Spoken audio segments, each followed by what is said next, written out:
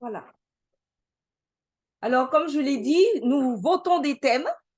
Donc, nous allons être sages, nous allons être modérés, nous allons être mesurés. Amen. Parce que, particulièrement, j'ai parlé avec Mélina, qui n'est pas de notre profession, et je lui ai dit le thème, elle m'a dit, oh, c'est pas vrai.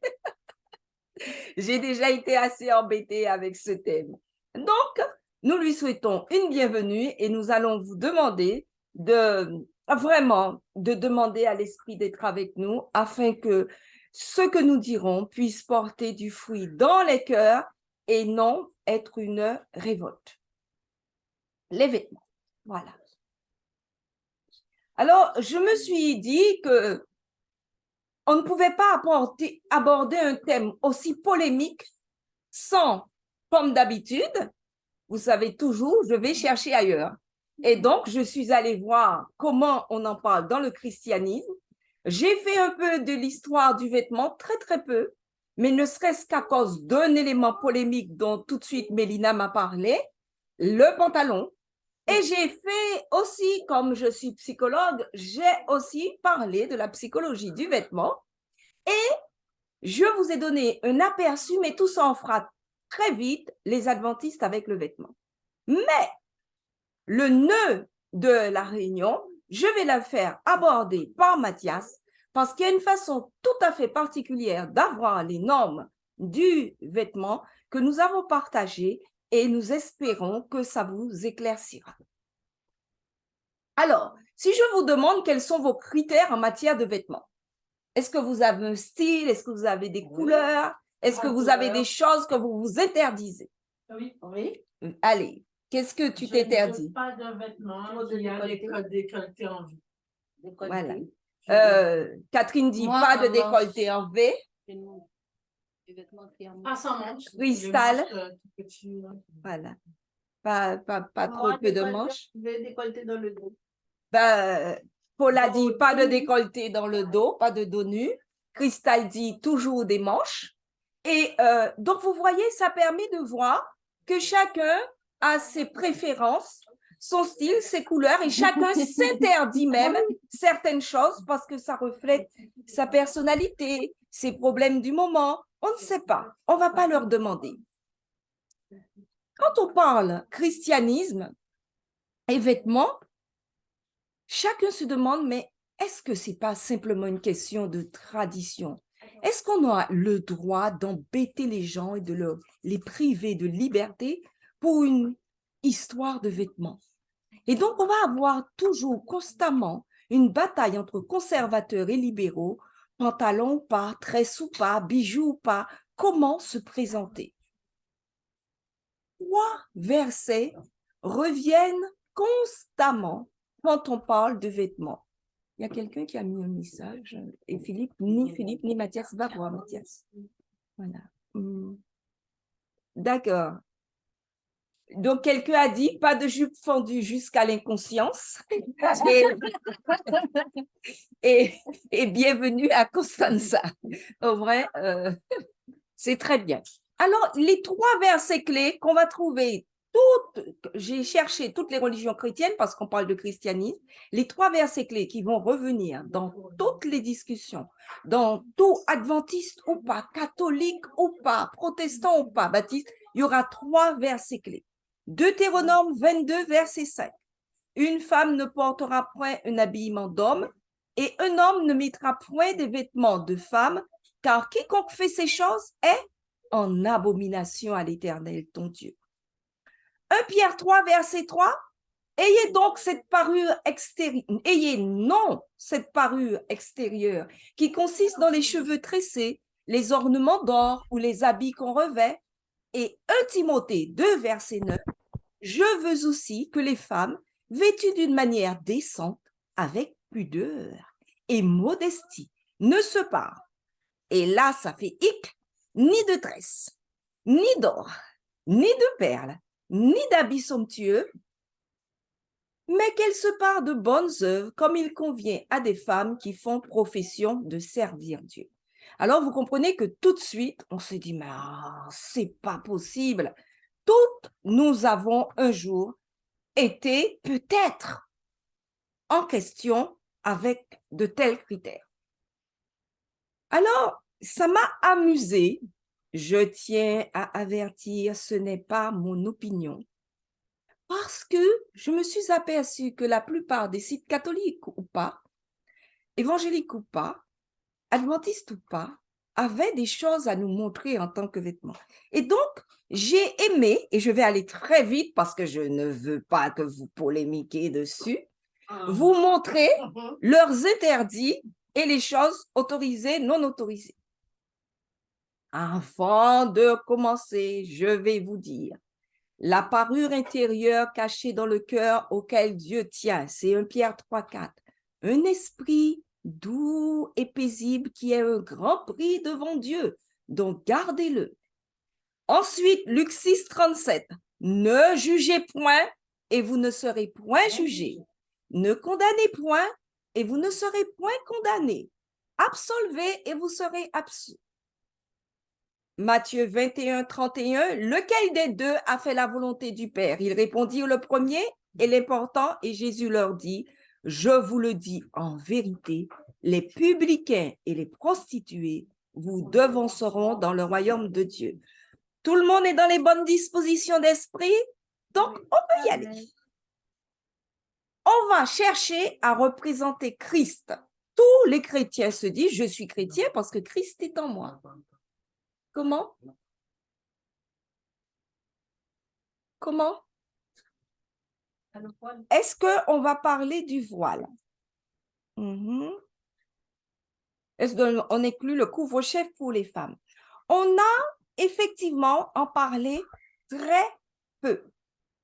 Et c'est une opinion et on verra, mais on en parle un petit peu. On s'est aperçu que le vêtement donnait beaucoup cours à des discriminations, des critiques, des rejets, des manipulations. Tout cela ne peut être l'œuvre du Christ. L'amour du Christ consiste à s'approcher des autres en disant, le Seigneur a fait ça pour moi. Il fera aussi peut-être ça pour toi. Tu n'as pas encore compris cela, mais moi aussi, j'ai pris du temps pour comprendre certaines choses. Donc, chacun va avancer à son rythme. Je suis assez prudente, on y va. Alors, sœur en Christ, attention à ton habillement. Abomination, une femme ne doit pas porter de pantalon ni de collant. Repentez-vous. Je vous montre ce que j'ai trouvé. Ton plan, jupe serrée, le plan de Dieu, tête attachée et machin. Non, le décolleté, la présence en église, et oui, le voile, les trucs. Comment doit s'habiller une chrétienne selon le Seigneur Jésus? D'un côté, il y a la femme vertueuse, de l'autre, il y a Jézabel, ils ont écrit. Une femme artificielle est celle qui dit à Dieu, tu m'as mal créé. Eh bien, moi aussi. Alors, il y en a qui protestent et me disent, mais elle est bien habillée. Attendez. Mélina est fatiguée des femmes. Je vais lui donner des hommes, qu'elle ne s'inquiète point. Laisse-moi me retoucher. Et donc, il l'a appelée Jézabel parce qu'il trouve qu'elle est artificielle. Ses cheveux, son teint, son maquillage. Alors, voilà deux femmes. Sur un autre site, j'ai trouvé avant, sans Jésus, et maintenant en Christ, après. Ensuite, voilà des femmes modèles. Ensuite, maintenant les hommes, Mélina. Non à leurs pantalons déchirés. Non à leur couleur excentrique. Non à leur... Non. Et c'est pas moi qui ai fait les photos et c'est pas moi qui ai écrit non. Non. Non à leur tenue serrée. Non à leur short. Non à leur short en église. Et voilà, des hommes modèles. Ça y est, on a fini, on a eu un aperçu. Un peu d'histoire. Le vêtement a toujours été connu comme un facteur montrant son émancipation, montrant sa liberté. Et il y a une faute là. Il aurait dû avoir des apostrophes. Et pour les femmes particulièrement, le vêtement sera une question d'égalité.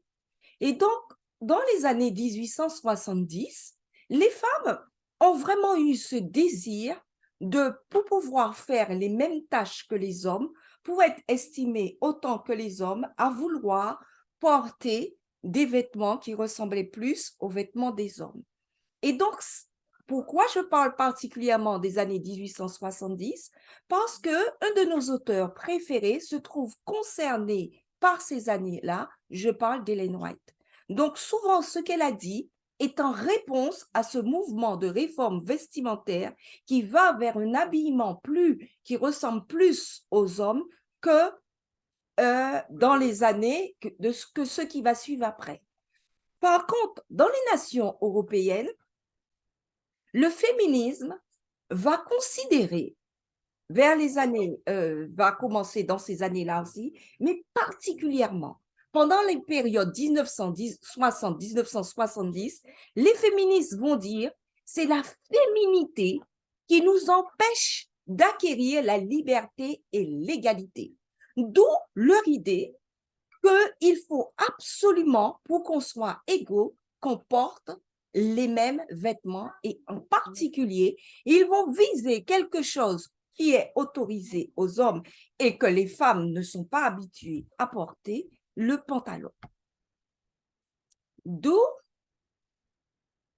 je ne vois pas de changement dans le coup. Ah bon, je ne sais pas pourquoi il dit ça.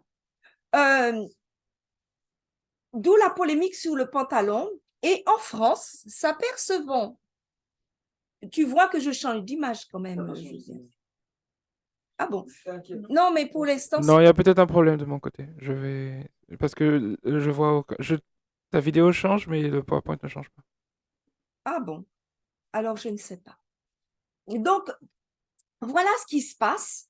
Dans les années 1800, on s'aperçoit que les femmes, elles se croient libres de commencer à porter des pantalons. Et le préfet va dire, il faut écrire une loi pour empêcher les femmes de porter le pantalon. Désormais, quand elles voudront porter un pantalon, il faudra qu'elles aillent à la préfecture de police, demander une autorisation, il faudra qu'elles mettent leur nom, qu'elles signent, et il faudra même qu'elles aient une raison de santé. Donc, ils appellent raison de santé le fait d'avoir un travail ou quelque chose comme ça. Ce n'est pas forcément un truc. Et attention, monter à cheval, quelque chose, considérer qu'une raison de santé, elle va se faire mal ou quelque chose comme ça. Et attention, cette autorisation sera valable pendant 6 mois. Et en 1899, 1802, on ne trouve pas les 1902, je crois que je me suis trompée là, pas 1802. On ne trouve pas les traces, mais la tradition, c'était de dire, tu auras ton autorisation si tu tiens par la main un guidon de bicyclette ou des rênes de cheval. Sinon, tu n'as pas le droit. Ce n'est pas normal. Et vous savez quand est-ce qu'on a autorisé, les femmes sont réellement autorisées à porter le pantalon? C'est à la fin de 2013, non, au début 2013, puisque 31 janvier 2013. Vous voyez depuis combien de temps, mesdames, vous pouvez porter officiellement un pantalon? 2013. Je n'ai pas regardé les autres pays. Il faut savoir que c'est une abrogation. Qu'est-ce que ça veut dire? Qu'en réalité, la loi est là, mais le Sénat a dit qu'il n'y a plus de raison de l'appliquer. Voilà. Et donc, je vais vous montrer, juste pour vous mettre dans le bain. Mathias, tu devais me lancer cela. Je vais vous montrer une vidéo de 1973 pendant juste 1 minute.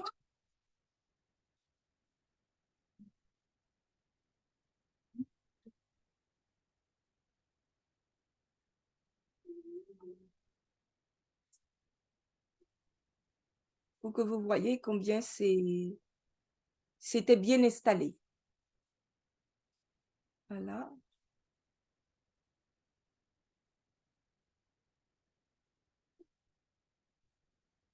Oui, on essaie de retrouver cette vidéo.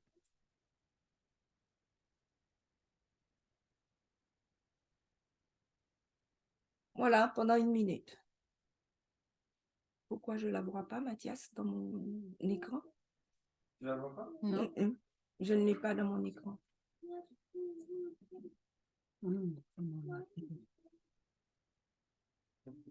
C'est pas, non, c'est pas normal, je dis la voir sur mon écran. Non, tu peux pas, puisque c'est pas normal. C'est normal que je ne le vois pas. Ok. Vas-y. Il n'y a pas de son? Et si tu partages ta verset ordi? Non, non. Ah ouais? Ok. Non, ça ne marche jamais quand c'est cet ordi-là. Donc, on les fait plus parce que systématiquement, on marche quand on faisait une vidéo. Bon, s'il n'y a pas de son, on va renoncer. Il faut que je retire mon son. Désolée, hein. Un petit ennui technique. Ouais, il faut que tu retires tout ça. Ok.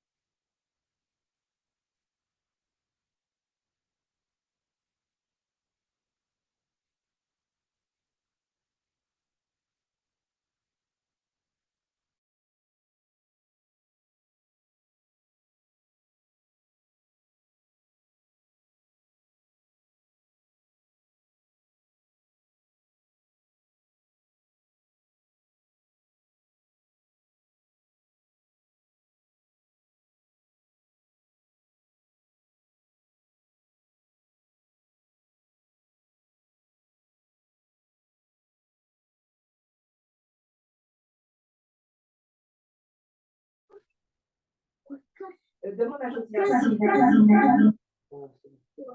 Quitte Nathalie.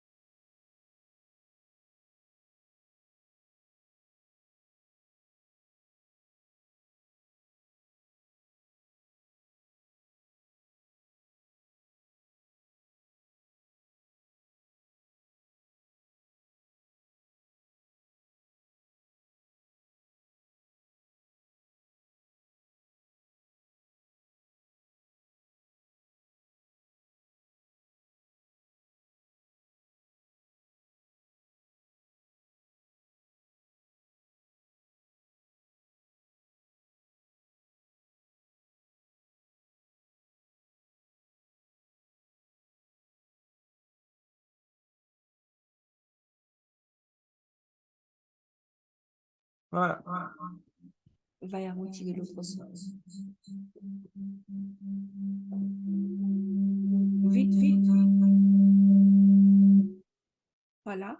Alors, je pense que j'ai de nouveau la parole. Je suis vraiment désolée parce que c'était juste pour une minute. Et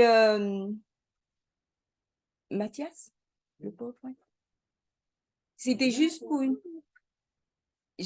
pour une minute, mais on n'a pas eu le moment où on interrogeait les femmes et on disait, voilà. Alors, je vous ai retrouvé cette permission de travestissement. Je ne sais pas si vous vous rendez compte, mais le mot est fort. C'était juste pour porter un pantalon. Et donc, voilà, par le préfet de police, autorisation du commissaire de police. Et attention, cette autorisation de travestissement n'autorisait pas à paraître au spectacle, au bal et autres lieux de réunion ouverts au public. C'était vraiment pour pouvoir faire des travaux qu'on estimait que pour des raisons de santé, on pouvait porter le pantalon. Il s'agit vraiment d'une autorisation de travestissement juste pour porter un pantalon. Alors, d'après vous, est-ce que vraiment on peut dire sur un vêtement porté, est-ce qu'on peut juger quelqu'un? Est-ce qu'on doit le juger? Est-ce que vous le faites? Est-ce que quand vous voyez quelqu'un, vous pensez que c'est important la manière dont vous le jugez à cause de ses vêtements? Qui pense que voir les vêtements de la personne le porte à avoir un jugement sur cette personne? Jugement, alors, parce qu'en fait, moi, je vais pas juger la personne sur son vêtement parce que concrètement, je sais pas, je connais pas la personne déjà d'une, je sais pas ce que vit la personne de deux, mais il y a des vêtements quand même où je me permets peut-être pas un vrai jugement parce que, en fait, c'est tout simplement que je vois des jeunes avec des pantalons avec vraiment des gros trous. Je me pose la question, est-ce que cette personne-là a foi, n'a pas foi? C'est ce que je me dis quand on est à moins 2 degrés ou moins 5 et que je vois ça, je me dis, bah, donc moi, j'ai très froid déjà avec mes petits vêtements. Donc, d'avoir des trous comme ça, l'air qui passe, Tu voilà. t'inquiètes pour le bien-être des gens. C'est très positif. Oui. On peut voir que généralement que les hommes portent qui ont trop tendance à les confondre avec des femmes et inversement, quoi. Justement, des fois, je porte des jugements par rapport aux vêtements de la personne. En fait, tu voulais faire? Non. Ah, en fait, oui, pardon. Oui, c'est vrai que j'ai tendance à parler trop. En fait, je pars du principe que on juge tous, on a tous des critères et c'est culturel, c'est naturel. L'homme juge toujours. Après, c'est est-ce que ce qu'on voit nous offense? En fait, je me dis que c'est plutôt ça. Est-ce que ce qu'on voit est-ce que ça nous dérange? Est-ce que ça nous met mal à l'aise?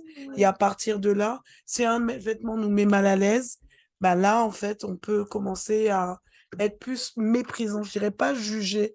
Pour juger, c'est avoir une opinion. Mais être méprisant ou bien approuver. Je fais la distinction.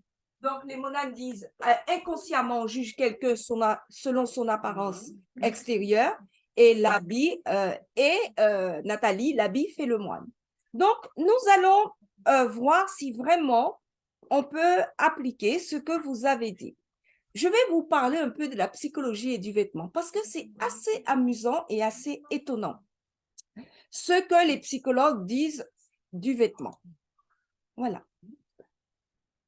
Le vêtement est essentiel dans la première impression qu'on a de quelqu'un. Comme disaient les monas, c'est inconscient. La personne arrive, vous regardez. Et vous regardez tout naturellement ses vêtements.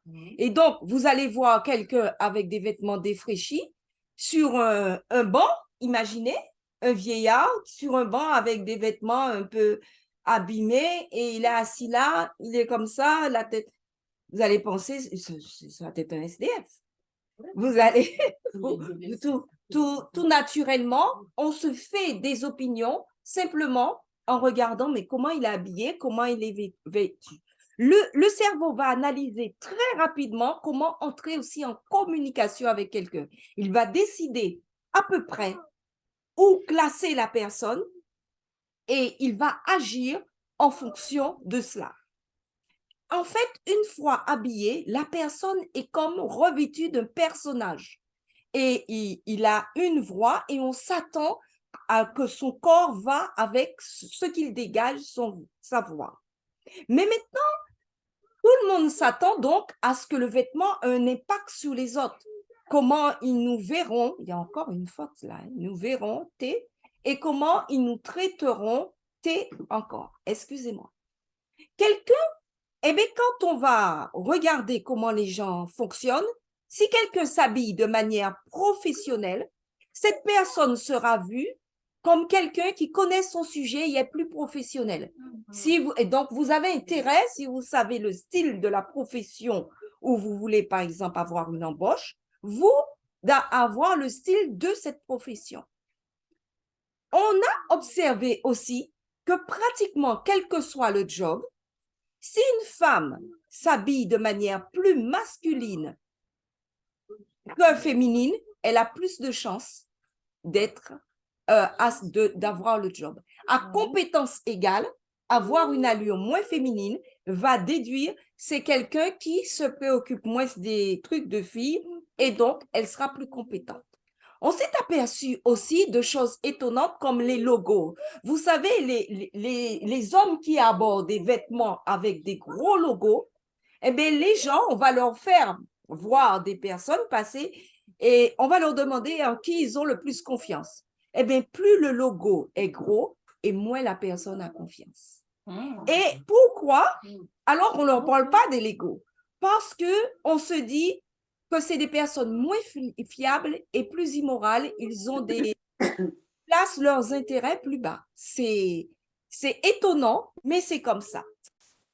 Et mettre les vêtements bling-bling, luxueux, machin, chez les hommes, eh bien, on va s'apercevoir que les femmes aiment bien se laisser séduire par ce genre de personnes, mais pas en pensant qu'elles sont sérieuses et qu'elles peuvent s'investir dans un avenir avec ces hommes-là. Ensuite, je n'insiste pas, mais l'impact sur les autres, on n'est pas très étonné. Mais maintenant, l'impact sur soi. Donc, quand on est chrétien, c'est très important de savoir que le vêtement, la manière dont je m'habille, va donner une idée sur moi. Quelle idée je veux qu'on ait de moi. Mais maintenant, l'impact sur soi. On a fait une expérience, on a pris une blouse blanche et on a donné à des gens à faire des tests. Et on les a ensuite revêtis d'une blouse blanche, on leur a dit c'est une blouse de médecin. Et on va leur donner à faire les tests. Ils vont faire 2 fois moins d'erreurs de tests dans des tests d'attention que ceux qui, on va donner la même blouse blanche en leur disant c'est une blouse de peintre. Donc, ça veut dire. Par contre, si la même blouse blanche, qui est la même blouse, et qu'on leur dit c'est une blouse de médecin, et on va leur dire c'est une blouse de peintre, et on va faire des tests de créativité, la blouse, ceux qui auront la blouse en pensant que c'est une blouse de peintre seront plus forts. Que vous voyez que lorsque vous vous habillez et que vous revêtez un personnage, vous revêtez souvent une compétence et une installation dans ce personnage.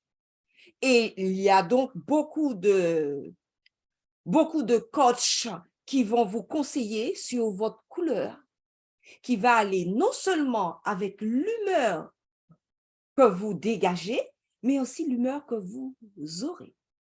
Et donc, c'est très important de penser que tout cela, nous, chrétiens, nous sommes censés représenter Christ. En plus, on va étudier les gens qui ont tendance à acheter beaucoup de vêtements. Et on va se demander qu'est-ce qui se passe dans leur cerveau. Et on va s'apercevoir que c'est comme leur faire sécréter de la dopamine. Quand ils achètent un vêtement, quand on va étudier pour quelles raisons, ils l'achètent à cause du style. Aussi, ils regardent le prix quand ils sont, parce qu'on ne peut pas acheter même quand on veut n'importe quoi à n'importe quel prix. Mais quand ils croient qu'ils ont fait une bonne affaire, c'est comme si ils avaient 3 shots de dopamine. Pourquoi? Ils sont satisfaits parce qu'ils croient que dans ce vêtement-là, ils sont séduisants, ils sont à l'aise, ils sont bien. Regardez-moi. Ensuite, le vêtement va leur donner un statut social. J'ai pu acheter ce vêtement et je porte un vêtement que je pense va avec telle apparence. Je suis une femme d'affaires, je suis une femme bien dans ma peau, j'ai des moyens. Donc, et le troisième truc qui leur donne cette dopamine, c'est la minimisation des efforts. Qu'est-ce que je veux dire? L'impression d'avoir obtenu quelque chose au moindre coût et le plaisir que ça dégage va faire qu'on va se sentir bien, pas suffisamment bien assez longtemps pour ne pas recommencer. Alors, Maintenant, j'ai une autre question pour vous. Pensez-vous que les adventistes devraient donner des normes vestimentaires? Très rapidement, une ou deux réponses. Oui. Oui. Pourquoi? Non. Non. Pourquoi? Sinon, tu vas te ramener avec n'importe quel vêtement et Est-ce que vous croyez? On tombe dans l'excès. Voilà. Alors, il y en a qui disent non, on va Non, tomber mais dans l'excès. Oui, on va tomber dans l'excès. Est-ce que vous croyez que l'Église a fait ça un temps, donner des normes vestimentaires? L'Église l'a fait.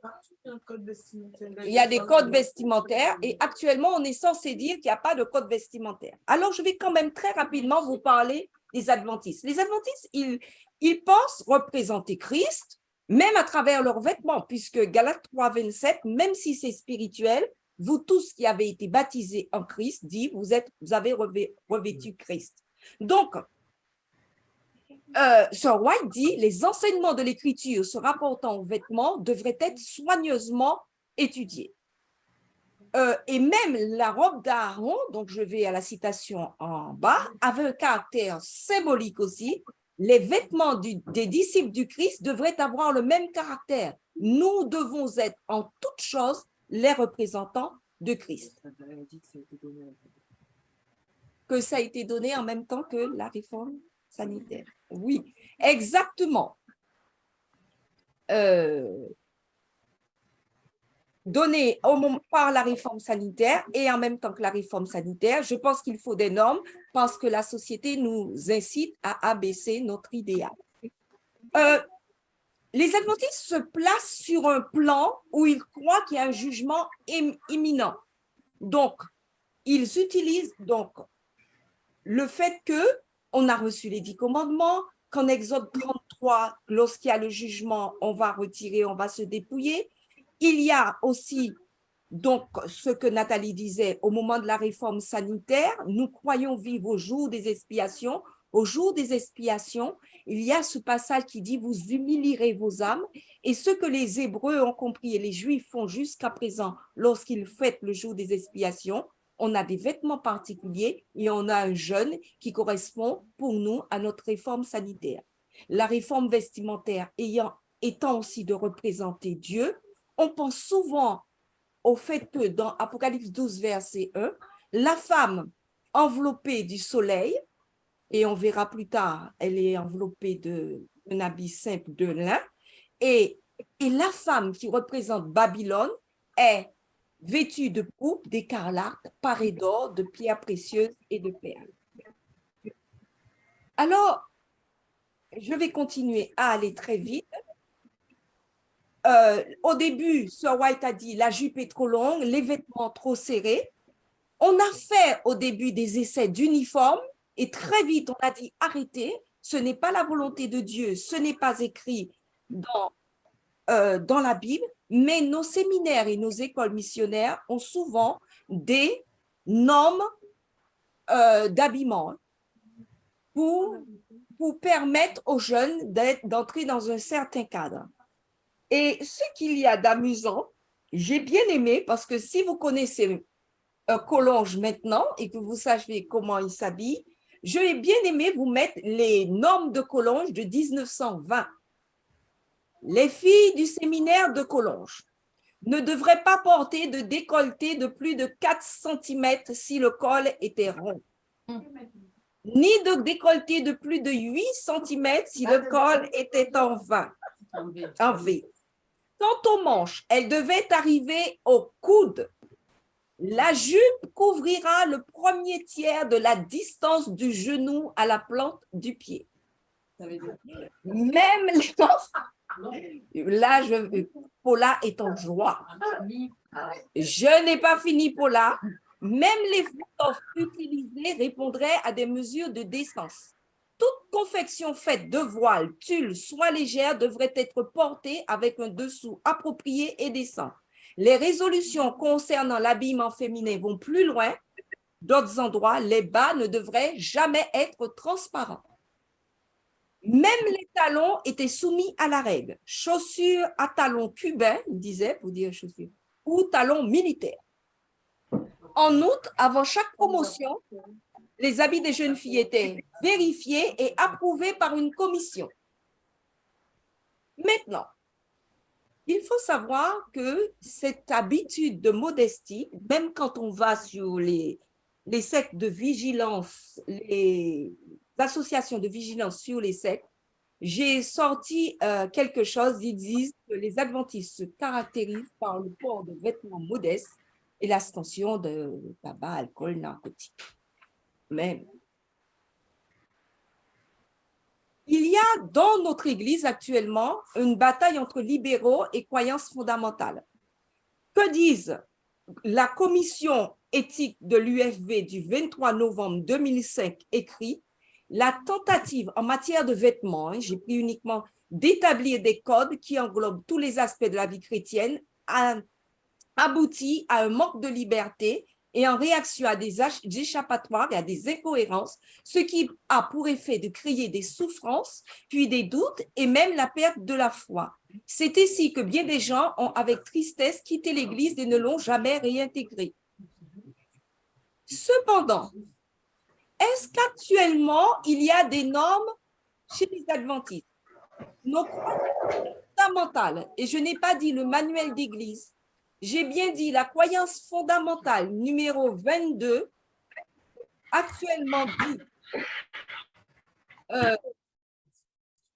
Qu'est-ce qui se passe? Si nous glorifions le Sauveur par notre façon de parler, d'agir et de nous vêtir, nous attirerons tels des aimants des personnes au Christ. Contrairement à ce qu'on vient de lire, il dit que nous pouvons attirer grâce à nos vêtements. Et cette même croyance fondamentale, que j'ai mis 2 petits morceaux encore, nous croyons que se parer de bijoux n'est pas conforme au message biblique. C'est la croyance fondamentale actuelle. Quant à l'utilisation des cosmétiques, nous croyons que les chrétiens devraient conserver une apparence naturelle et saine. Un point de crispation, c'est distinguer hommes et femmes. Comment? Oui. Maintenant, nous allons à Deutéronome 22:5, qu'on a déjà vu, la femme qui ne peut pas porter d'habillement d'homme. Donc, vous comprenez bien qu'il y a 2 interprétations qui peuvent vivre ensemble ou être complètement vécues comme étant 2 interprétations qui ne peuvent pas cohabiter. Soit on dit, le travestissement est interdit. Et donc, ceux qui lisent Deutéronome 22:5 de cette façon vont dire, ce verset est valable que pour ceux qui ont le désir de se travestir, de porter des vêtements masculins, dans l'intention de tromper les autres. Il ne concerne pas le pantalon féminin qui peut être porté avec décence, pudeur et modestie. Une autre interprétation, c'est de dire, le pantalon, c'est typiquement masculin, puisque le pantalon a été d'abord, il faut bien comprendre, historiquement, un vêtement d'homme et jusqu'à présent, une fille qui ne porte que des pantalons ou un enfant, même un enfant qui ne supporte de porter que des pantalons, on aura tendance à dire, cet enfant, est-ce qu'elle n'est pas un peu garçon manqué? Si vous avez donc, traditionnellement, quelque chose se joue au niveau du pantalon parce qu'il y a eu cette bataille pour l'égalité qui a consisté à mettre le pantalon. Mais il y a à dire qu'actuellement, dans l'esprit des jeunes, quand ils mettent un pantalon, ils n'ont nullement l'intention de dire « je m'habille en garçon ».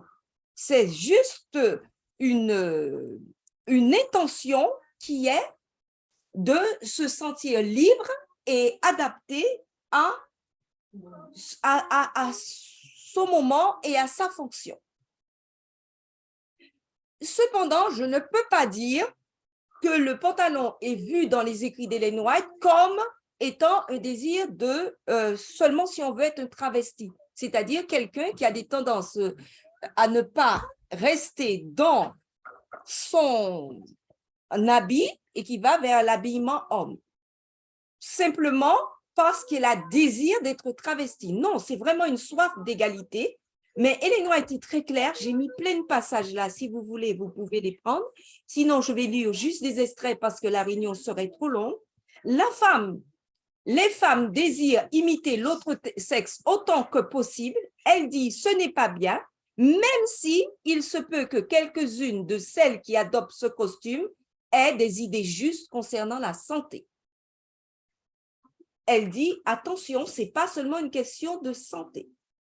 Elle dit que cette façon de se vêtir, donc porter comme les hommes, casquette, vraiment un habit masculin, je ne dis pas pantalon seul, hein, casquette, pantalon, veste, tunique et bottes, style masculin, une femme, cette façon de se vêtir a méconnu l'ordre divin contenu dans Deutéronome 22:5. C'est une citation de Sir White.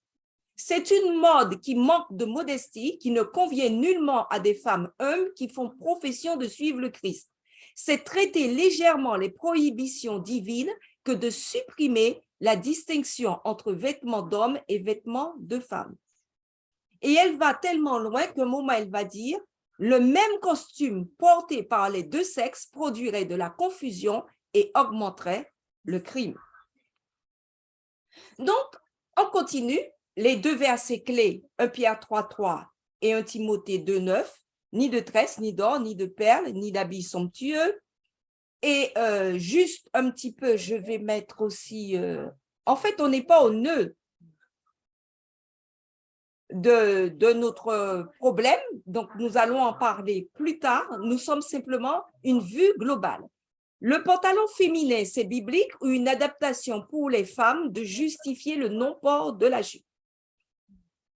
On ne peut pas dire à mon titre là, actuellement, on ne va pas parler des normes bibliques.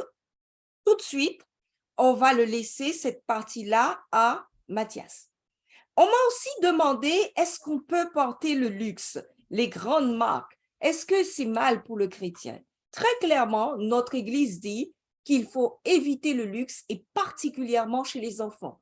L'amour de l'ostentation entraîne la prodigalité et tue chez beaucoup de jeunes gens l'aspiration vers un idéal plus élevé. Au lieu de chercher à parfaire leur éducation, bon nombre d'entre eux s'engagent très tôt dans quelque occupation qui leur procure l'argent nécessaire à la satisfaction des exigences de la mode. Cette passion a déjà conduit à la ruine bien des jeunes filles. Je ne peux pas tout vous mettre, mais il est essentiel dans l'éducation d'apprendre à l'enfant l'humilité, même dans ses vêtements. Les parents qui ont appris l'humilité à leurs enfants ne regretteront pas. L'enfant peut se sentir brimé, mais si c'est fait avec beaucoup d'amour, avec beaucoup de sagesse, on s'aperçoit que l'enfant va garder et l'enfant va comprendre ce qui se passe dans son foyer comme étant différent des foyers du monde et il aura du mal même à s'habiller à la mode de son Je endroit. veux poser une question. Qu'est-ce que ça change? J'ai bien dit, il faut beaucoup de si. Non, non, non. Oui. Je veux dire, par exemple, enfin, moi, je me pose la question, en fait. J'ai parfois tendance à interagir avec les jeunes en posant la question, si demain, on te donne le même habit, mais que cet habit ne porte pas la marque, et qu'est-ce que ça change dans ta vie? Voilà. Et effectivement, ce que ça change dans sa vie, c'est qu'il ne peut plus se sentir à l'aise avec les copains. Ça, c'est très important.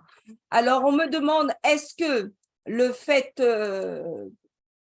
on trouve des beaux vêtements pas chers et même des marques, est-ce qu'on peut encourager à s'habiller par la mode? Si la mode convient à la pudeur, à la modestie et à à la décence, pourquoi pas? Ce n'est pas une question de mode, c'est une question de normes. Mais si on recherche absolument à s'habiller à la mode, de toute façon, c'est une erreur. Ce n'est pas le critère.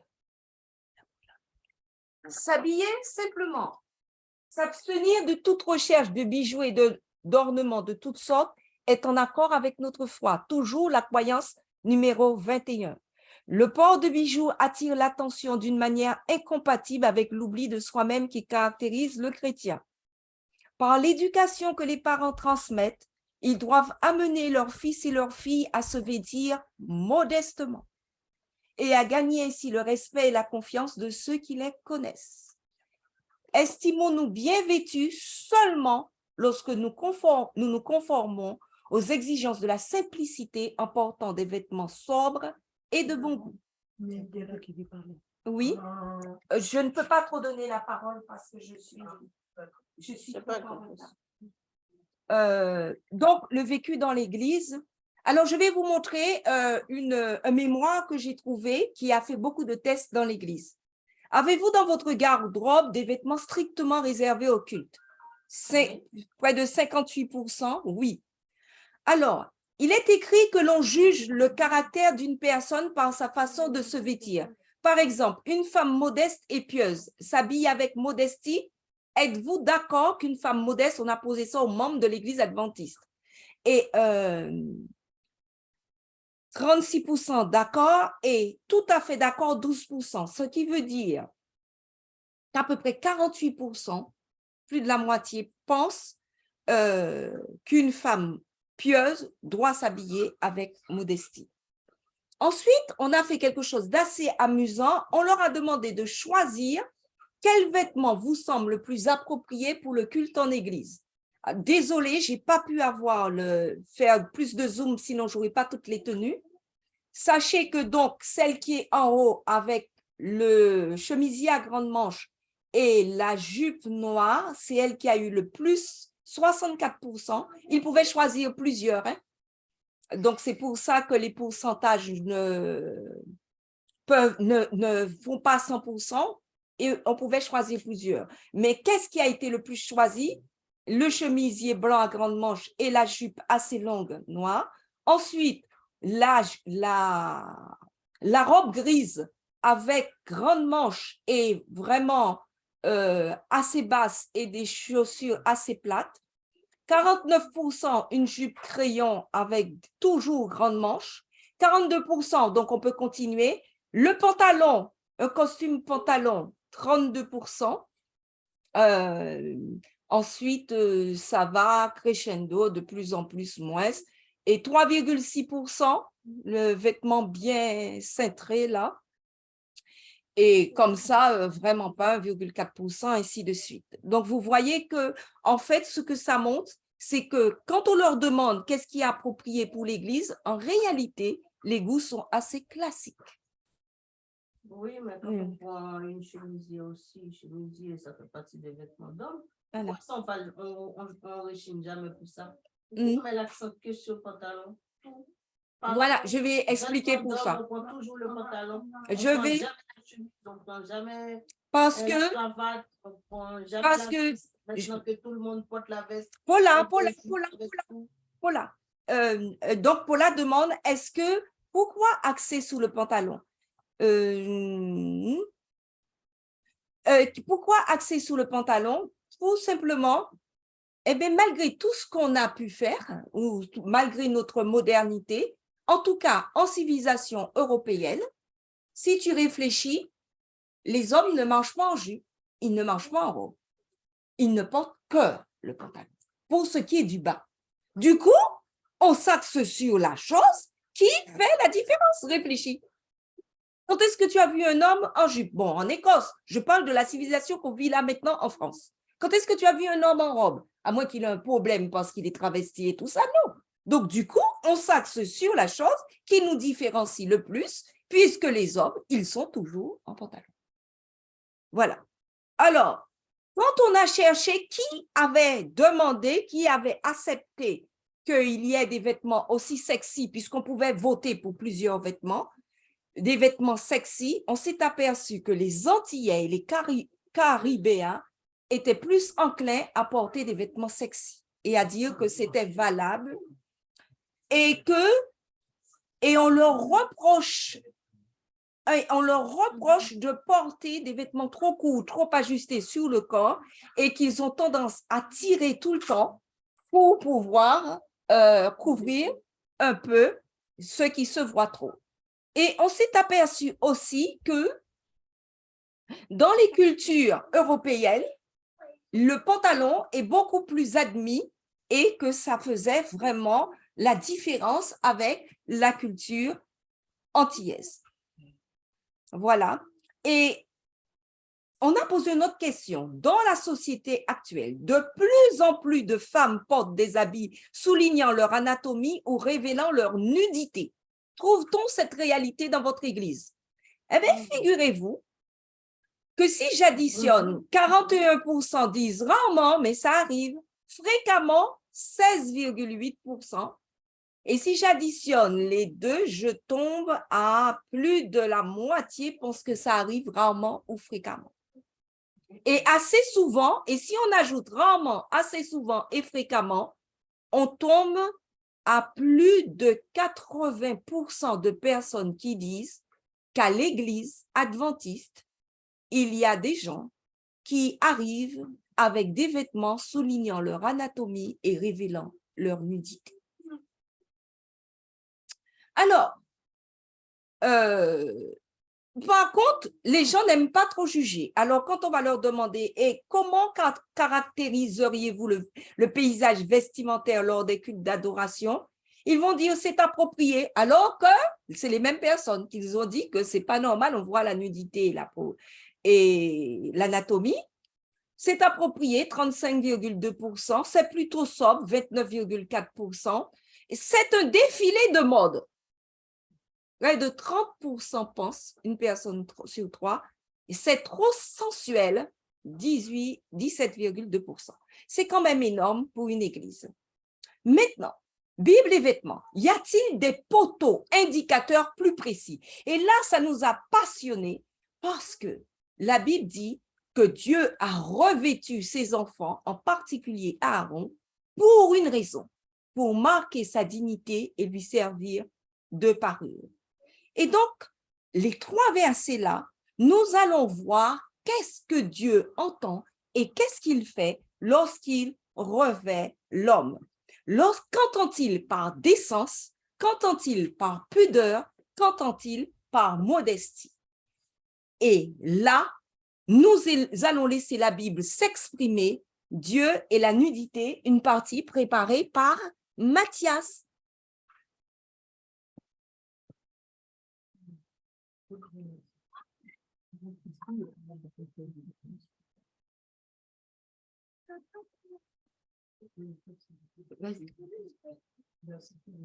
Hello. Alors,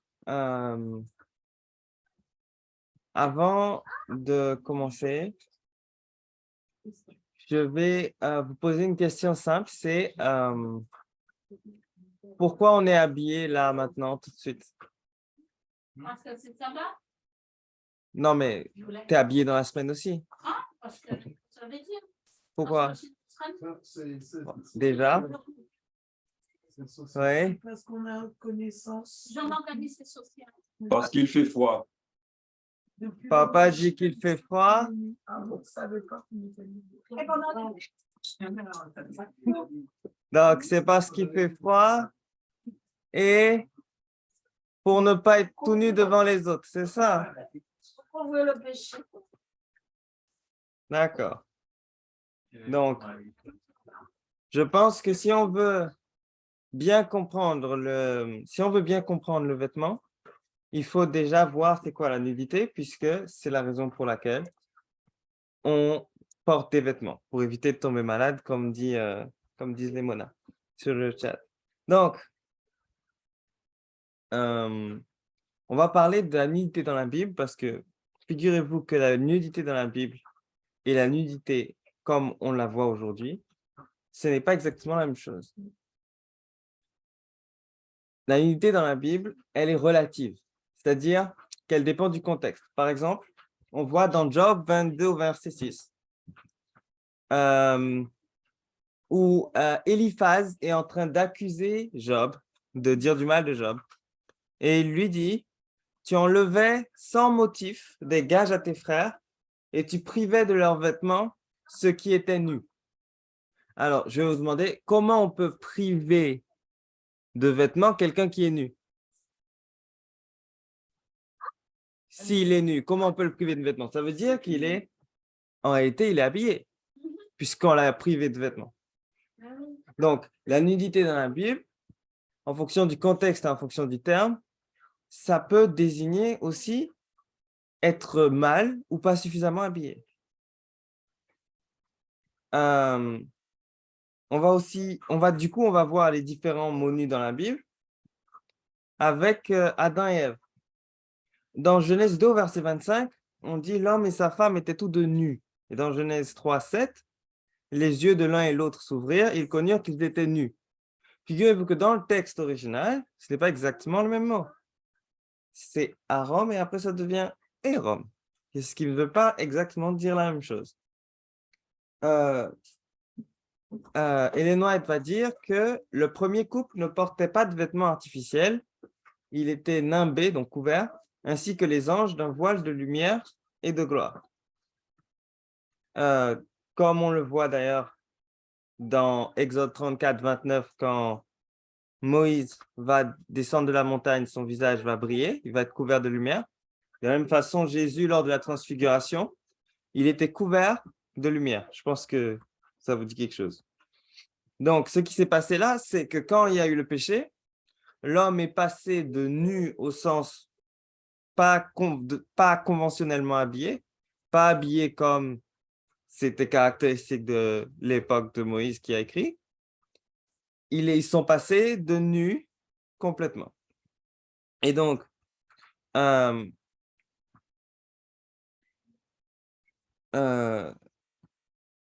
ensuite, après le péché, ils avaient maintenant la honte de la nudité. Et comme on le sait aussi, ils ont commencé à avoir les maladies qui sont dues au froid. D'accord? Comme on a dit au début, on s'habille aussi pour ne pas avoir froid. Heureusement, après, quand ils sont sortis du jardin, Dieu les a revêtus de vêtements, ce qui était aussi un symbole du salut.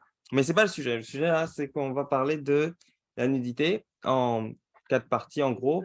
On va parler de l'intimité, après du froid, des vêtements serrés et un dernier partie de conclusion. Alors, c'est quoi les parties nues du corps? Alors, aujourd'hui, la plupart du temps, on va dire que les parties qui sont nues, c'est strictement les parties intimes. Les parties qu'on ne doit pas laisser nues, les parties qui sont la nudité de la personne. Eh bien, en réalité, la Bible est un peu plus large que ça. La Bible dit dans Exode 28, au verset 42, en parlant des prêtres, « Tu leur feras des caleçons de lin allant des reins jusqu'aux cuisses pour cacher leur nudité. » Donc, ça voudrait dire que depuis à peu près le niveau des reins, donc le bas des hanches, jusqu'aux cuisses, donc le bout de la cuisse, ce serait donc la nudité de la personne, selon Dieu. C'est d'ailleurs le même mot, nudité, qu'on va utiliser dans Lévitique 18, verset 7. Tu ne découvriras point la nudité de ton père ni la nudité de ta mère. C'est ta mère, tu ne découvriras point sa nudité. Donc, ça veut dire que quand on parle de nudité là, on est vraiment en train de parler de l'intimité. Ce n'est pas au sens pas suffisamment habillé, non, c'est nu. Et donc, c'est vraiment de la cuisse jusqu'au rein. Mais ne pas être nu, ça peut aussi être ne pas avoir froid dans la Bible. C'est étonnant, mais dans Job, encore une fois, Job 24, verset 7, en parlant des pauvres, ils passent la nuit dans la nudité, sans vêtements, sans couverture, contre le froid. Donc là, ils sont en train de dire que dans la nudité, ça correspond aussi à ne pas avoir suffisamment de couverture contre le froid. Donc, on a vu la première partie, la nudité, ça va être tout ce qui va concerner l'intimité, le respect, donc des cuisses jusqu'au rein. Et ça va aussi concerner le froid. Alors, j'ai montré ça m'a amusé d'aller voir les thermogrammes, c'est-à-dire la chaleur corporelle qui sort du corps. C'est-à-dire qu'on va analyser d'où est-ce que la chaleur sort du corps, d'où est-ce que la chaleur s'échappe. Et du coup, quelles sont les parties qui vont devoir être couvertes, puisque justement, c'est par là que la chaleur va s'échapper. Donc, on peut voir que c'est principalement le haut de la poitrine, le cou et le haut de la poitrine. C'est pour ça que quand il fait froid, on met une écharpe. Voilà, mais j'ai aussi remarqué que le thermogramme correspondait aussi au décolleté. On peut voir que quand le décolleté est trop plongeant, eh bien, ça découvre principalement les parties qui, justement, devraient être couvertes le plus. Donc, il y a question de froid, de couvrir les parties les plus importantes du corps, et aussi une question d'intimité, comme je l'ai dit tout à l'heure.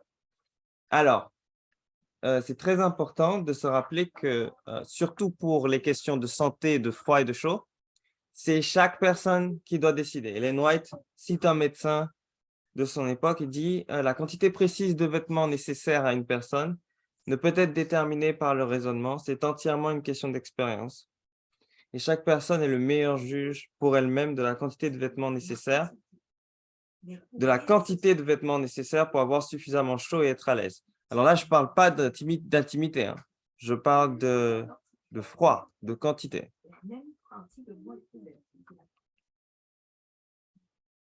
Alors, conséquences du froid. Le froid, bien sûr, ça peut provoquer, bien sûr, le rhume, ça tout le monde le sait, mais ça peut provoquer des maladies respiratoires plus graves, comme les pneumonies, etc. Et aussi avoir des conséquences cardiovasculaires. C'est-à-dire que le sang étant refroidi, il va devoir être réchauffé à chaque tour et ça va consommer beaucoup d'énergie et ça peut fatiguer le corps. Comme l'avait dit Ellen White d'ailleurs, il est impossible de jouir d'une bonne santé lorsque les extrémités sont toujours froides, car le sang qui en repart va congestionner d'autres parties du corps. Une bonne santé exige une circulation parfaite, mais celle-ci ne peut être obtenue si le tronc est 3 ou 4 fois plus vêtu que les membres. Donc, bon, c'est difficile de mesurer 3 ou 4 fois, mais en gros, si votre tronc il est couvert et que le reste il n'est pas couvert, c'est qu'il y a un souci. J'ai pris un exemple de contraste entre une personne européenne qui va porter un manteau et une jupe courte, alors que la personne qui est en Afrique et qui a chaud, le vêtement traditionnel sera le plus souvent large. Alors que justement, les personnes vivant dans des climats très froids ont besoin de beaucoup plus de vêtements. Mais à cause des coutumes et des habitudes du monde actuel, on se retrouve dans une situation où c'est souvent l'inverse.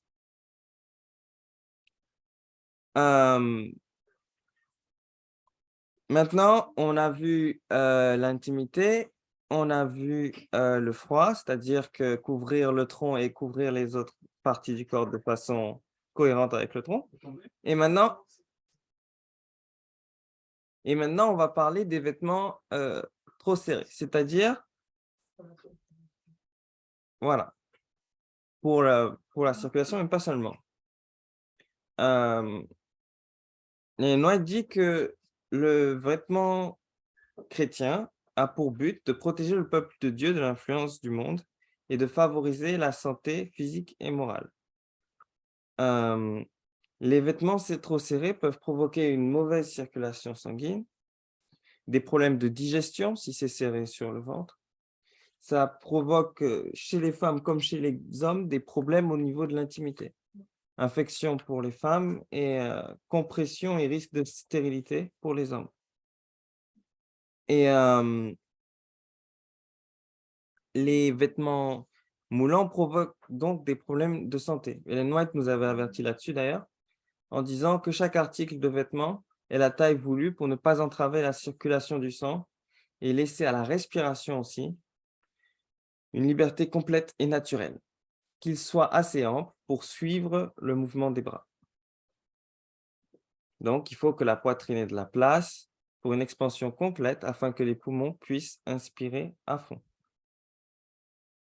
Et j'aurais aimé dire aussi qu'il y a aussi une question d'intimité.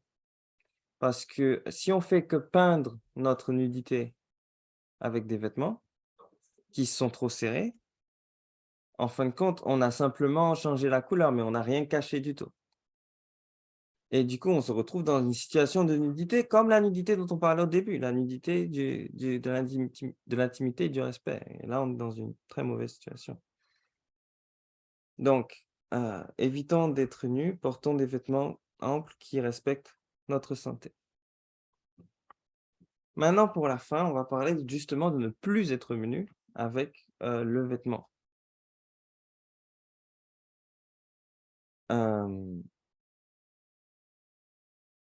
Dans la façon dont on se revêt, la façon dont on se revêt ne devrait pas être un sujet de trop grande inquiétude. Jésus a dit, ne vous inquiétez pas de ce que vous mangerez, de ce que vous boirez, ni de ce dont vous serez vêtus. Il faut vraiment vivre, quand on vit avec Dieu, on ne doit pas vivre la mode et les vêtements comme un devoir, comme une peine, mais plutôt les vivre comme quelque chose qu'on fait naturellement, qu'on fait tous les jours et qui est simplement un outil pour ne plus être nu. Et du coup, par conséquent, on ne va pas gaspiller de l'argent sur des vêtements. Parce que quand on va dépenser beaucoup d'argent sur des bijoux et des vêtements qui sont chers, on ne va pas pouvoir les utiliser pour l'église, on ne va pas pouvoir utiliser cet argent pour notre famille, pour notre vie, pour les malades, pour les pauvres. Et on va absorber tout ce temps et tout cet argent dans de l'argent. Les modes qui se succèdent et les ornements coûteux absorbent le temps et l'argent des riches et gaspillent les énergies de l'esprit et de l'âme. Aux classes moyennes et aux pauvres, ils imposent une lourde charge et les noient dans le ministère de la guérison.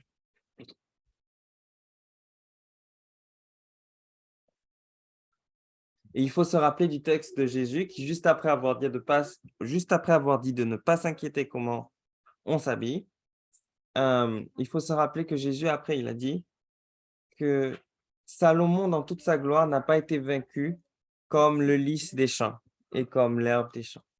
Jésus voulait vraiment souligner le fait que la simplicité était plus belle que la gloire, d'une certaine façon. Ou comme l'a dit Ellen White, que votre vêtement soit bien que modeste et simple, de bonne qualité, de couleur convenable et adapté à ce qu'on a à faire. Ça ne veut pas dire qu'il faut mal s'habiller. Il y a toutes sortes de façons dont on peut s'habiller, comme je viens de le dire d'ailleurs. On peut s'exprimer et on peut s'habiller de façon correcte et à notre goût.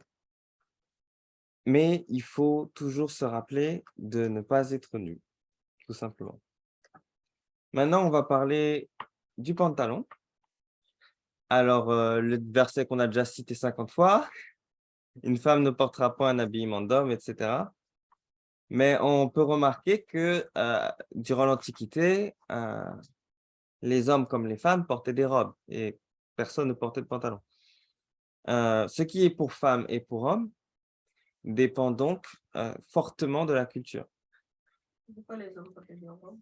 Oui, les Romains, c'était Parce des qu'ils étaient- tuniques. C'était des tuniques. Oui, Des tuniques mais comme- ça veut dire que c'était des tuniques d'hommes.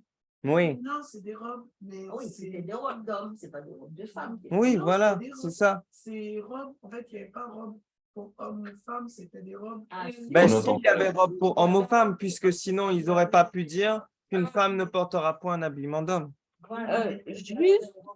Juste une petite remarque sur ce petit truc-là, c'est le tour de Mathias. C'est juste une petite remarque.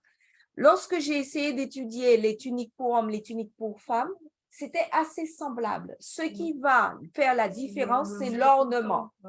Le problème que pose notre culture est autre. On ne peut pas continuer à dire « Ah, mais il y a robe pour homme, robe pour femme, machin. » Dès le début, quand Ellen White va critiquer les pantalons qui seront cousus pour les femmes seront cousus pour les femmes, pour l'anatomie des femmes. Ce ne sont pas des pantalons prêts à porter. Qu'est-ce que ça veut dire?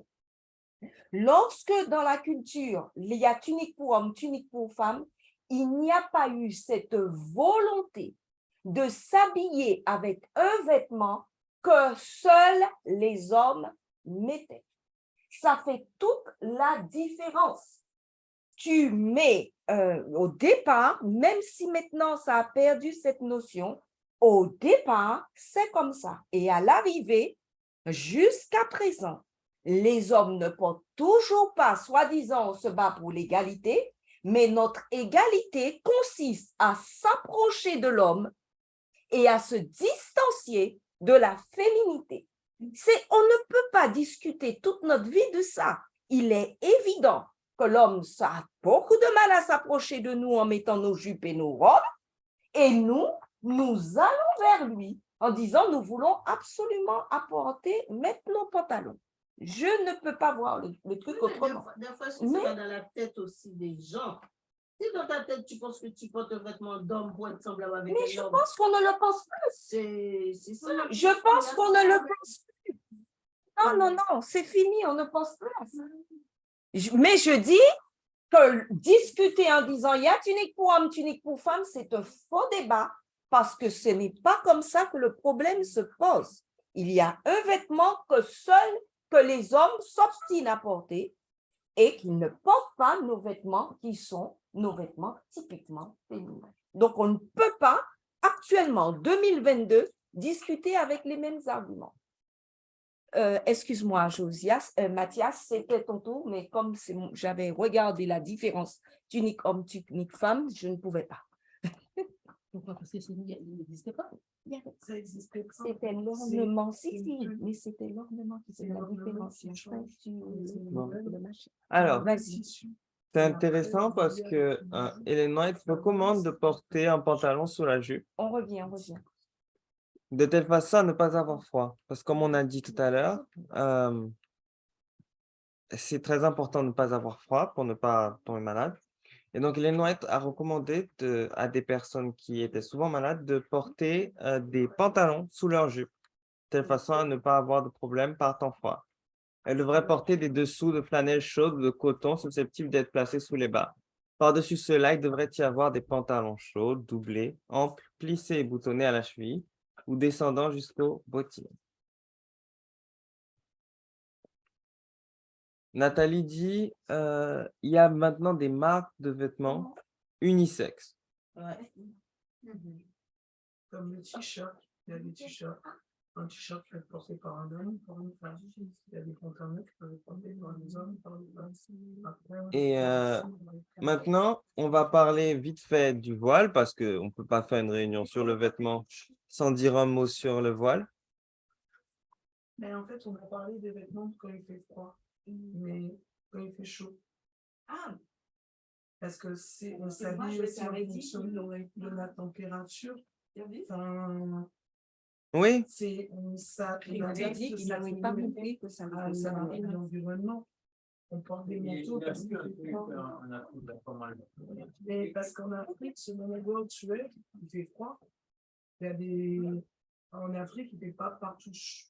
oui, mais dans la journée, dans le désert, par exemple, il y a les Touaregs. Tu as vu comment ils sont habillés. Oui, mais ça, c'est le désert. Mais Oui, mais je veux dire, ils n'ont pas trop chaud.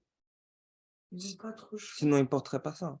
Non, mais ça, c'est pour une raison. Les Touaregs, ils mettent beaucoup de tenues. Et le tissu, justement, c'est pour protéger la peau. Et la transpiration qui permet de baisser la température du corps. Mais en Afrique, il y a des parties en Afrique qui sont en hauteur. Toute l'Afrique, il ne fait pas chaud. Oui, je Il y sais. a des endroits où il fait froid. Mais je parlais des endroits où il fait chaud quand même. D'accord, ok. Mais c'est pour ça, comme j'ai vu qu'il n'y avait que froid, je pensais que j'avais raté la partie où on parlait du chaud. Comment on s'habille quand il fait chaud? Parce que souvent, c'est là où ça pose problème. Quand il fait froid, les gens se couvrent. Enfin, quelqu'un qui ne se couvre pas quand il fait froid, c'est qu'il y a... Voilà. Ben, c'est la plupart des gens. Les jeunes. Là, je suis le plus agressé, enfin, avec mes yeux, c'est pendant l'été. C'est à ce Je peux dire une petite... Oui,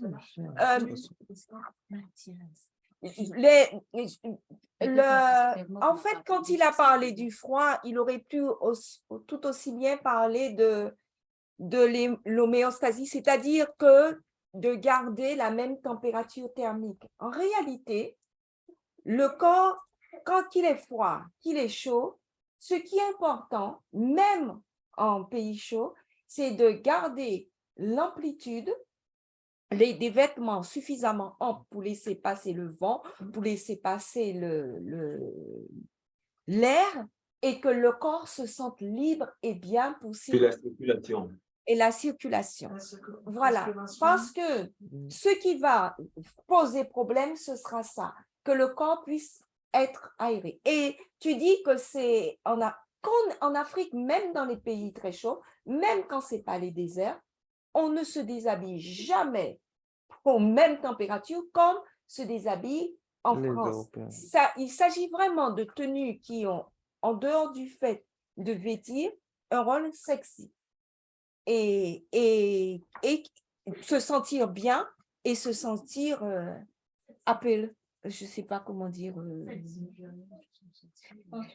sensuel, bien dans sa Appealing, peau. mais ils sont. Vas-y, excuse-moi. Alors, maintenant, on va voir le voile.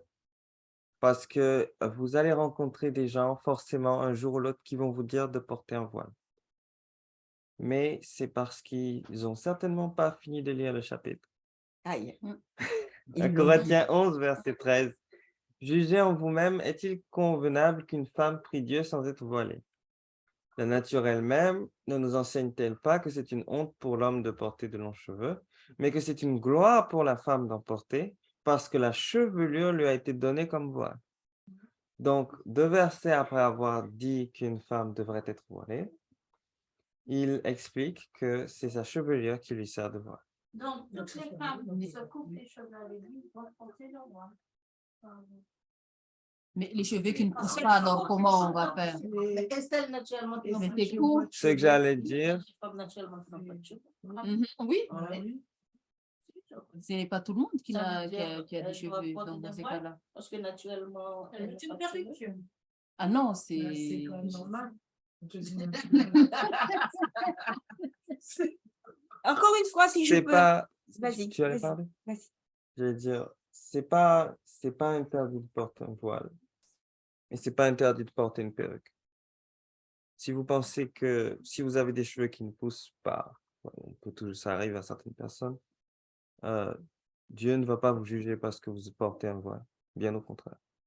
Une petite chose à savoir, c'est que les Juives, pour ne pas se faire agresser ou pour ne pas montrer qu'elles sont juives Pour ne pas montrer qu'elles sont juives. Ouais. qu'elles sont juives et qu'elles portent en réalité le voile autant que les Arabes, elles font quelque chose, elles ont une autorisation de porter des perruques. Et leur perruque, c'est leur voile. Donc souvent, quand une femme juive est pieuse et qu'elle observe les pratiques de la Torah, telles qu'elles ont interprétées, elle a des faux cheveux. Et ça Mais lui c'est sert nul parce que... de voile. Je le comprenais. Non, mais c'est nul parce Et que elles ont leurs leurs cheveux. Mais non, Parce que moi, j'ai vu il y a ça. pas de- mais j'ai dit, mais Donc, ça a pas de il y avait une question dans la discussion comme quoi Comme l'homme à la kippa, et la femme pour la soumission porte le voile qui est, c'est-à-dire sa perruque. C'est une autorisation. il y a un message sur le groupe qui dit le texte de Corinthiens il me semble, n'empêche pas de pouvoir porter le voile. Exactement. Et je suis tout à fait d'accord. Si une personne souhaite porter le voile, qu'elle le porte. Mais on ne peut pas imposer le voile. Le voile religieux dans la Bible n'est pas imposé. Elle porte la perruque. Avant d'être mariée, elle ne porte pas la perruque. Ah bon? Oui, c'est une question de statut aussi.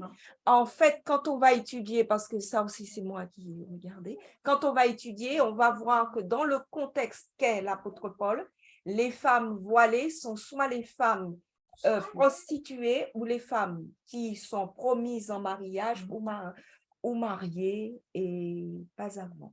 Voilà. C'est une coutume pour les... Ça, c'est coutume. Et Oui, c'est écrit là. Et Il y a un message dans le chat là. Il y a beaucoup de bruit là. excusez-moi, Où est le qu'est-ce que tu cherches? message dit... Non, t'inquiète, j'ai vu. Vas-y. Il y a aussi 1 Corinthiens 11, versets 5 à 6. Mais c'est le même chapitre que ce que j'ai cité, mais je vais le prendre vite fait, juste pour être sûr. Tout, Toute personne qui machin déshonore le Seigneur, c'est ça? oui, mais c'est la même chose. C'est la même chose que le verset 13. Voilà. En C'est la même fait, chose que le verset 13. C'est écrit, s'il est honteux pour une femme d'avoir les cheveux coupés ou d'être rasée, qu'elle se voile. encore une fois, voilà, la Bible affirme que si c'est honteux, elle dit C'est ce que j'ai dit tout à voilà. l'heure. Encore une fois, Si tu n'as pas de ça cheveux, renvoie au fait si- que les si- cheveux servent de voile. Mais oui, Quelle que soit la nature de vos cheveux, hein, c'est pas, j'ai pas des cheveux de française et puis je vais mettre. Non, non, Dieu respecte le fait que vous avez votre chevelure. Mais oui, heureusement pour nous. Hein. Parce que je suis allée dans une église, on nous imposait la périplice, même à celles qui avaient les cheveux crépus, on nous a mis périplice, N'importe parce quoi. que c'est... non, il y a des églises bizarres. Bon. Donc maintenant, on va finir avec la conclusion. La conclusion de cette partie sur la nudité. Voilà, ma conclusion, quoi. D'Apocalypse 3, versets 17 et 18, où Dieu nous parle aujourd'hui avec le message qu'il a donné à Laodicée. Tu ne sais pas que tu es malheureux, misérable, pauvre, aveugle et nu. Et Dieu veut nous donner des vêtements blancs afin que la honte de notre nudité ne paraisse pas. Et je pense que ce message que tu ne sais pas que tu es nu, ça s'applique aussi littéralement à beaucoup de personnes qui vivent aujourd'hui. Et pour retenir ce qu'on a vu aujourd'hui, j'ai fait un acronyme disant qu'il faut que la tenue soit toujours belle. Bon marché, élégante, large, longue et équilibrée. Voilà. Bon marché, élégante. Super. Non, c'est la tenue qui doit être belle, Edwin. Et C'est pour les hommes et les femmes. voilà. Alors, voilà. Merci Voilà, c'est Mathias. fini. Je pense que la notion la plus importante, Attendez, Nathalie veut prendre une photo. Prenez une photo, capture d'écran, s'il vous plaît. non, la notion la plus importante qui nous a permis, en tout cas, lorsque Mathias et moi, nous avons fait cette étude, c'est cette notion que Dieu désire couvrir notre nudité. C'est une notion qui apparaît tout le temps dans la Bible. Nous n'avons pris qu'un seul verset ou que deux. Dieu ne veut pas que nous nous prenions nus. Or, quand il dit comment couvrir notre nudité, nous nous apercevons qu'en réalité, si nous faisons le plan de Dieu, il y a en fait une manière d'être que Dieu dit qui n'est pas nu et une autre qui est nue. Et quand il dit « je couvre ta nudité », il donne clairement des indications. Donc, à nous de savoir si ces indications nous suffisent. Nous ne sommes pas là pour vous dire « voilà comment vous devez vous vêtir ». Cependant, nous allons conclure avec 7 principes que nous avons trouvés. Le principe numéro 1, l'habillement et l'apparence sont un indice important du caractère chrétien.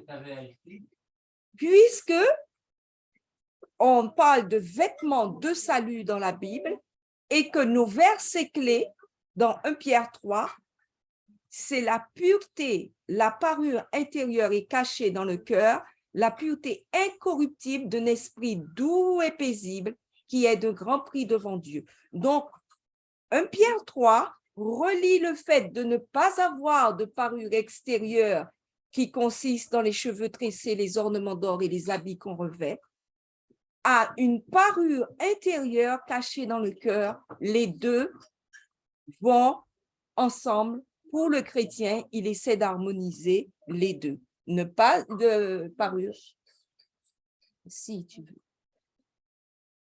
Deuxième principe, nous croyons que tout ce que l'apôtre a dit est encore valable. Non cette parure extérieure qui consiste dans le cheveu tressé, les ornements d'or ou les habits qu'on revêt. Le deuxième principe, tous les principes, aucun des principes n'a été écrit par moi. Ce sont des principes que j'ai trouvés dans les écrits et que je trouve qui sont en accord avec la Bible. En se parant de cosmétiques colorés, de bijoux scintillants et d'habits luxueux, on révèle une fierté et une vanité intérieure qui sont destructives pour nous-mêmes et pour autrui. Rappelez-vous, quelqu'un qui s'approche avec une apparence, comme on l'a vu, on la traitera et on la considérera selon son apparence. Le chrétien tient à refléter le Christ qui a, pour Apocalypse 17, caractérisé par une femme, les deux églises, la femme vertueuse. Dans Apocalypse 19, verset 8, elle se revêt d'un fin lin éclatant pur, en disant le fin lin, ce sont les œuvres justes des saints, et la femme qu'il a appelée dans Apocalypse 17, 5, Babylone la grande, la mère des impudiques et des abominations de la terre, c'est la femme vêtue de pourpre et d'écarlate et parée d'or, de pierres précieuses et de perles. Nous ne tenons absolument pas à dire que quelqu'un qui s'est habillé comme ça est Babylone, ce n'est pas ça du tout.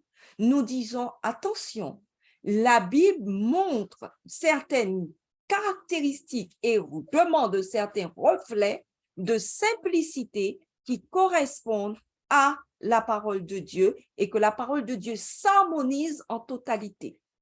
Cette parure serait à étudier plus profondément parce que nous avons toujours en tête cette notion que les adventistes croient que depuis 1844, ils sont au jour des expiations.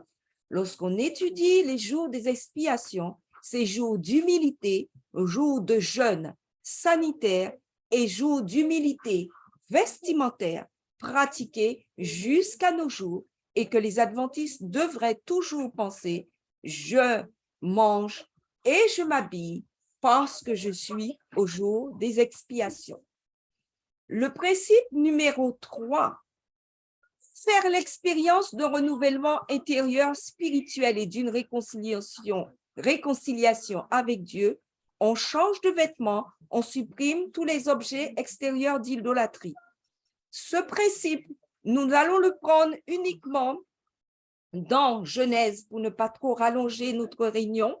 Genèse 35, verset 2. Rappelez-vous, Jacob va faire un pacte avec Dieu et va lui dire « Désormais, ma maison te servira ».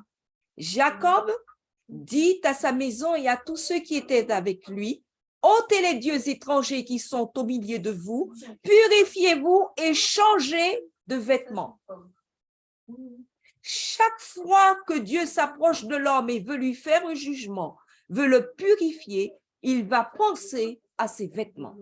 Il va dire, purifiez-vous, lavez vos vêtements, changez de vêtements, changez vos vêtements. Nous pensons que la Bible ne se contredit pas. Il faut absolument une réflexion sur le vêtement quand on est chrétien. Et qu'est-ce qui s'est passé? Dans Genèse 35, verset 4, ceux qui étaient avec Jacob, ils donnèrent à Jacob tous les dieux étrangers qui étaient entre leurs mains et les anneaux qui étaient à leurs oreilles. Jacob les enfouit sous le térébinthe qui est près de Sichem. Principe numéro 4. Les chrétiens devraient se vêtir d'une façon modeste et saillante en évitant les extrêmes. Toujours pour Timothée, les femmes vêtues d'une manière décente, pudeur, modestie. Dieu tient à notre pudeur. Je ne sais pas si je l'ai mis là. Attendez, je vais le voir. Oui, je vais quand même le dire là. Avec pudeur et modestie. Il y a quelque chose, si vous lisez Exode 20 se termine d'une manière assez pertinente, c'est-à-dire que lorsque Dieu va finir, il va dire, lorsque tu monteras à mon autel, tu couvriras ta nudité. Ce souci de couvrir notre nudité, dès lors que nous avons péché, Dieu l'a constamment. Mais avez-vous déjà réfléchi qu'au départ, l'homme ne devait pas se soucier de vêtements? Ce n'était pas le plan de Dieu que nous ayons le souci de nous vêtir. Il se chargeait de nous vêtir de ce vêtement de lumière que nous avions en Éden. Et donc, en fait, la préoccupation, le désir de paraître et d'être est venu avec le péché. On ne peut pas éviter de penser cela puisqu'avant, nous étions vêtus d'une manière inhabituelle pour nous, d'une manière, j'oublie le mot, enfin bref, d'une manière étrange et inhabituelle, on va dire, parce que nous étions revêtus de lumière, et c'est à partir du péché que nous vêtir est devenu notre préoccupation.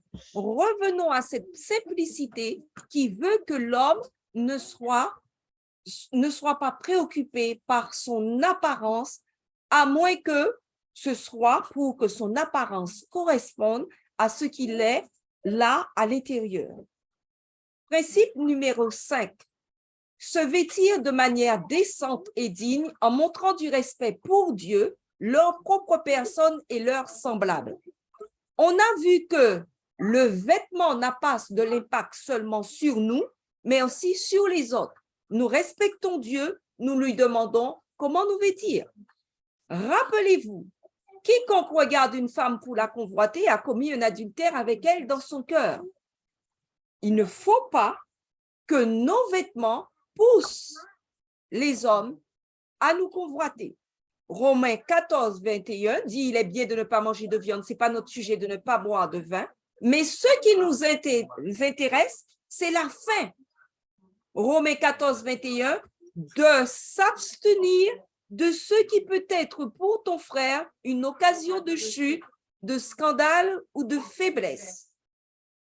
Donc, évitons d'être des occasions de chute parce que le Seigneur nous demandera, mais pourquoi? Je ne suis pas en train de dire que comme j'entends des fois, une femme violée, c'est une femme qui l'a cherchée et tout ça. Non, non, non, ce n'est pas ça notre propos. Notre propos est de dire, conservons la pudeur et la décence qui convient aux enfants de Dieu.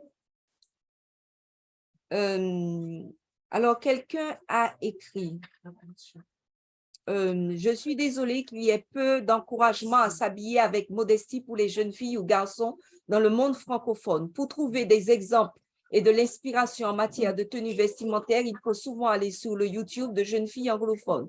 Et en France, parfois acheter des vêtements chez les enseignes musulmanes. Le message précis est jeune, viens tel que tu es et reste tel que tu es. Je suis assez d'accord avec cette façon de voir, dans le sens que si on veut vraiment essayer de couvrir la nudité au sens de Dieu, on sera toujours en recherche constante de vêtements et ce ne sera pas les vêtements qu'on trouvera couramment. Ensuite, je dis toujours que lorsque Jésus a dit à la femme adultère, il a dit de ne pas la lapider, il lui a dit va et ne pêche plus. C'est dommage si notre discours consiste à dire va, le Seigneur te libère et qu'on n'ajoute pas ne pêche plus. Le principe numéro 6. Les chrétiens doivent s'habiller sobrement en retenant tout désir de faire étalage. Là, on parle du luxe. Nous évitons d'avoir des vêtements qui veulent dire « Regardez-moi, admirez-moi ». Ce que nous désirons lorsqu'on nous regarde, c'est de dire « Regardez comment Dieu m'a transformé de l'intérieur vers l'extérieur ».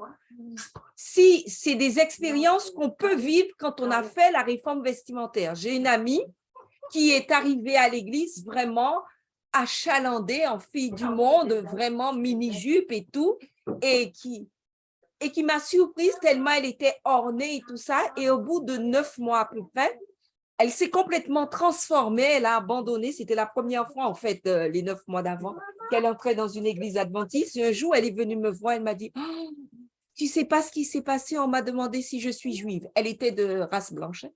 Et donc, elle m'a dit, jamais avant on m'a posé cette question. parce qu'elle s'était transformée, elle avait une apparence d'une personne qui faisait certainement partie d'une religion. Est-ce que ça veut dire que toutes nous devons avoir des apparences de juifs, de nonnes? C'est pas ça que je veux dire. Je veux dire que automatiquement, quand Dieu nous touche, il touche tous les aspects de notre vie et nous transforme. Nous ne pouvons pas garder notre garde-robe comme avant de connaître Jésus quand nous l'avons connu.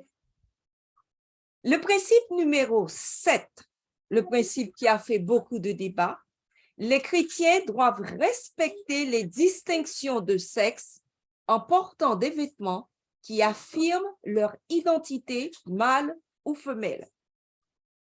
Toujours à cause de Deutéronome 22, verset 5, l'intention première de cette interdiction de la Bible, dit Sir White, non, c'est pas Sir White, c'est une interprétation, n'était pas d'empêcher la licence ou de contrecarrer des pratiques idolâtres de travestissement, mais de maintenir le caractère sacré de cette distinction entre les sexes qui a été établie par la création de l'homme et de la femme.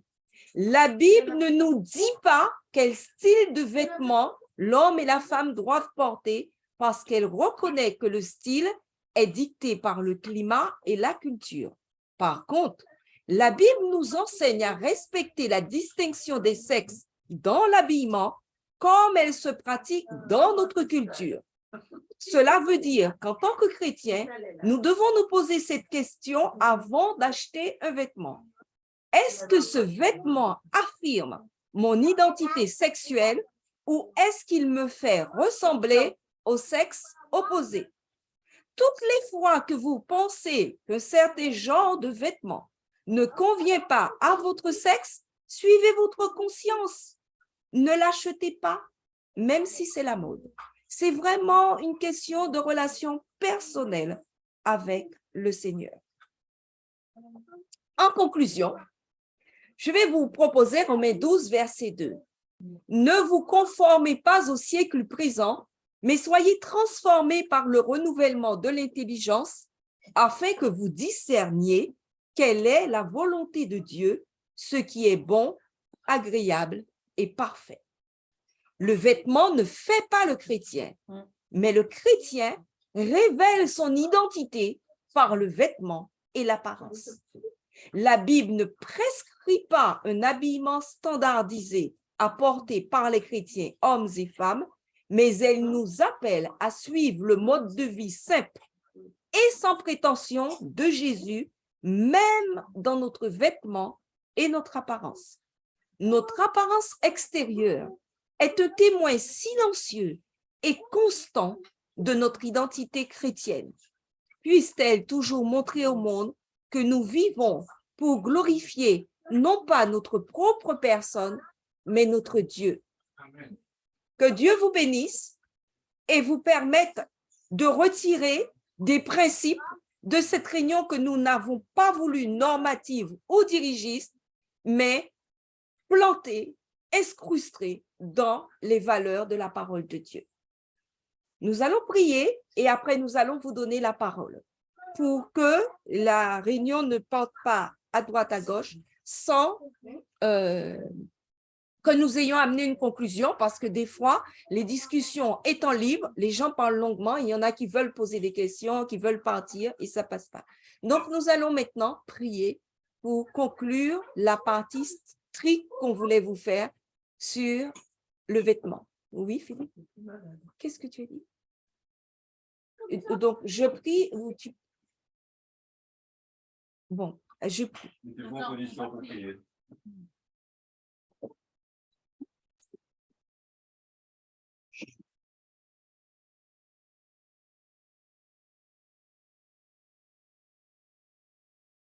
On y va.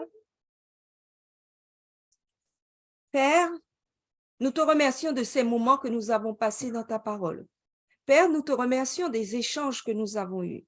Nous te supplions de nous pardonner si nous avons commis quelque erreur ou que nous n'avons pas su comprendre autant que tu le désirerais. Nous savons que nous sommes dans une voie de progression et que tu veux que chacun de tes enfants vienne avec humilité se présenter et dire, Seigneur, je veux être instruit par toi.